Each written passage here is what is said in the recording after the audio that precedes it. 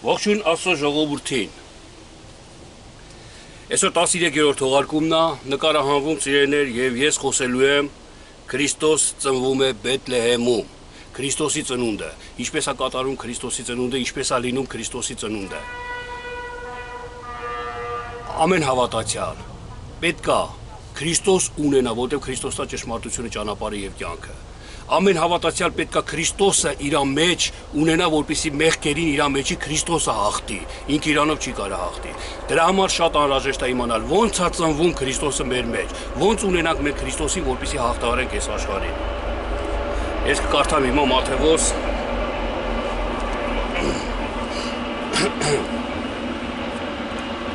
Մատթեոս ավետարան 2-րդ գլուխ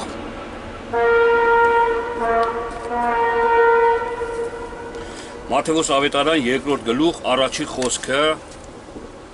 ամենքի շինության համար։ Տեսեք։ Եվ երբ որ Հիսուսը ծնվեց Հրեաստանի Բեթլեհեմում, Հերովդաս թագավորի օրերումը,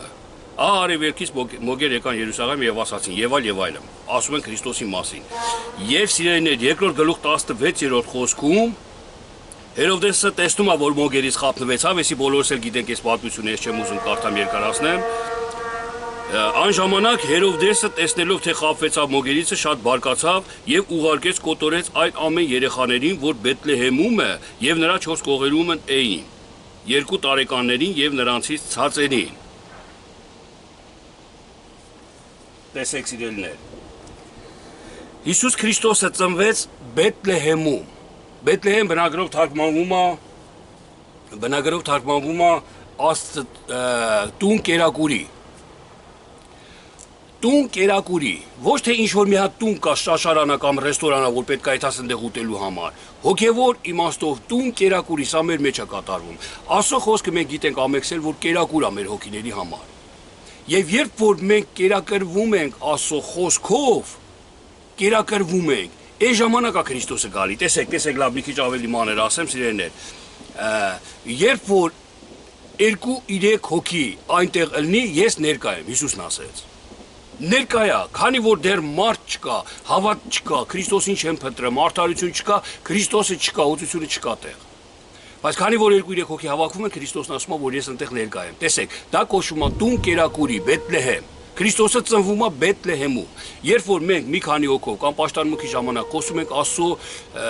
խոսքի վրայով, քննում ենք Աստծո ինչ-որ մի հատ մարգարեական խոսք, ու հայտնություն է գալի մեզ, ծնվում է Քրիստոսը։ Այդ քննելը մենք ուտում ենք Աստծո խոսքը մի քանի հոգով, երբ որ հավաքվում ենք քննելու։ Հենց այդ ժամանակ ծնվում է Քրիստոսը մեր մեջ, արդարության խոսքը ծնվում է մեր մեջ, օծությունը ծնվում է մեր մեջ։ Ուրեմն սա շատ կարևոր հիմք է, նորից եմ ասում, Աստվածաշունչը ճիշտ հասկանալու համար, որովհետև այսօր կան շատ մարդիկ, որ հելնում են եկեղեցում, հովիվն եկավ կամ էս ինչ մարդն եկավ, մի երևելի մարդ։ Ու սաղ լուր են մնում ոչ մի խոսք, մենակ հովիվն է խոսում, ասում ու թողում գնում է։ Դա տուն կերակուրի չի, սիրելիներ։ Իր անձը կերակրեց այդ մարդը ու գնաց։ Բայց երբ որ այդ մարդը կխոսա, այն մյուսը կպատասխանի կամ այս մյուսը, այն մյուսը կխոսա, այս մյուսը կպատասխանի եւ այլը, խոսքի շուրջ երբ որ միաբան Գալիլեայից եկավ Հիսուսը, հիշեք Գալիլեայի մասին էլ Աստվածաշնչի մեջ շեշտվում, Գալիլեա նշանակում է միաբանություն։ Միաբանության խոսքի շուրջ երբ որ մենք կերակրվում ենք, այսինքն խոսում ենք միաբան Աստծո խոսքը, այնտեղ ծնվում է Քրիստոսը։ Եթե միտեղ եկեղեցում ես պահաղ եղե մի հովիվ ասեց թե 2 հովիվ էին եկե արտասահմանից խոսում էին, քարոզում էին, ինչ որ մի թեմա ասեցին, որ էդի մեզի բացված չի, Աստված մեզի բաց չի արել։ Ես ամբողջ Աստվածաշունչը լավ գիտեմ, բացի այդ մի բանից, թե ինչի համար Հիսուսը Հակոբոսին, Հովանեսին եւ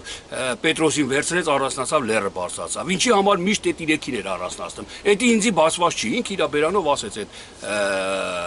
քարոզիչը, որ իրան մարգարե էր կոչում, բոլորը գիտեին ինքը մարգարե է։ Եվ ես ասեցի, որ ես գիտեմ, մի հատ եղբայր կար, գիտեր, որ ես հայտնությունները Աստվածաշնչի ունեմ հայտնություններ, ինձի կամած, ինձի կողքս նստած էր, ասեց, դու գիտես ինչի համար էր Հիսուս առանձնացնում, ասի հա, ու չհասցրեցի գլխովս սենց անել, հա, ինքը բարձրաձայն ասեց, որ եղբայրը գիտի դրա պատասխանը։ Ես չէի ուզում, ես զգացի իր հպարտությունը, իր բարձրությունը, դրա համար չէի ուզում ես իր հետ խոսայի ու կիսվեի։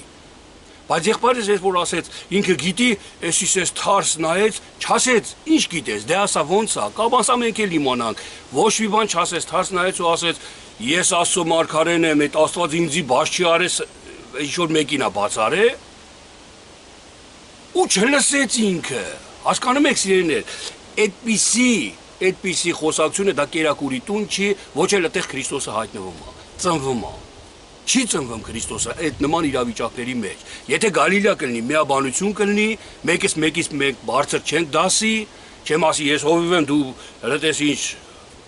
մարդես նորահավատես կամ եւ այլը, ոչ, եթե այդ խոսակցությունը, այդ միտքը չլինի մեր մեջ, բոլորս Գալիլեալն ենք, միաբան ենք Աստծո խոսքի շուրջ, ծնվում այնտեղ Քրիստոսը։ Հիշեք սա կարևոր,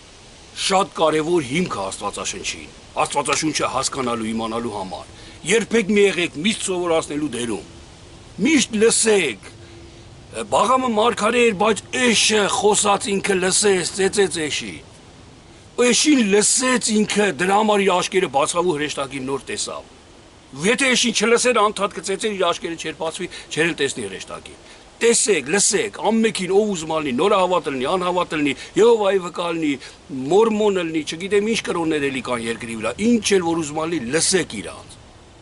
Լսեք, այն ժամանակ Աստված կհայտնվի, կծնվի քո մեջ, ու դու ճիշտը կարաս խոսաս, ճիշտը կարաք հասկանաք բոլորը։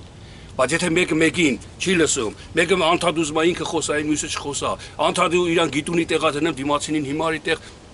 Քրիստոսը ստեղ ներկա չի սիրելիներ, լոկ պատմություն է խոսալու այս մարդը, լոկ ուղակի ժամանակ եք անցկացնելու, լսեք, թողեք եթակ ձեր տուն,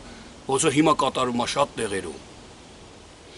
Սա կարևոր հիմք է։ Քրիստոսը ծնվում է Հրեաստանի Բեթլեհեմում, կերակուրի տուն, կերակուր, Աստծո խոսքը քննեք պետք է։ Ոչ թե կարա գրված է սենց ու վերջ, բայց այդպես գրված է այն մյուսներն էլ սենց է գրված։ Այն մյուսը եղբայրը եթե մտածում է, ահա, եթե տենց այն մյուսներն էլ գրված, բա ոնց է, ինչի համար է տես գրված ու քննում է։ Անպայման դե ծնվելու է, ձեր հարցի պատասխանը ծնվելու է, որը Քրիստոսն է։ Բայց եթե այն մեկն ասի դու հակառակ ես, վիճում ես հակառակություն ես անում, թե Քրիստոսը չի ծնվի։ Վեճ կռիվ հակառակություն կառաջանա։ Մի խոսքով, այսքանը նորից ամենքի շինության համար եղեք օրհնված Քրիստոսի անունով, ու սա կարևոր հիմքերից մեկն է, սիրելիներ, ասեմ։